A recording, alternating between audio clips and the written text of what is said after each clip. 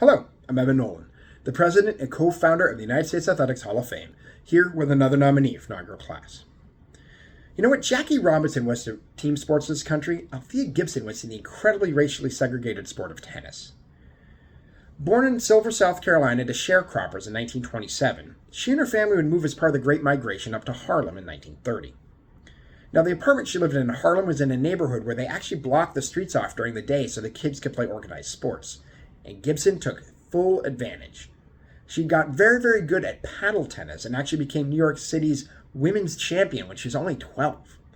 She dropped out of school at 13 and take up boxing. Honestly, her home life wasn't that great. She spent a little time around then at a Catholic center for abused children. But her talent was noticed by her neighborhood, who took up a collection to get her into the Cosmopolitan Tennis Center in Harlem. And she'd enter and win her first championship in 1941, the American Tennis Association's New York State Championship. She was 14. She competed in the ATA's national championships, winning the girls' division in 1944 and 1945, before moving to the women's division in 1946, where she'd lose in the final. She'd then win that tournament for the national championship on the women's side the next 10 years, from 1947 through 1956. It was during this time, as a 23-year-old, that she was invited to attend the 1950 United States Championships, now known as the U.S. Open. The first African-American player ever to compete, and the first African-American player to ever step foot on a court in the Forest Hills Tennis Center. She'd be the first African-American to win the French Open, the U.S. Open, and Wimbledon.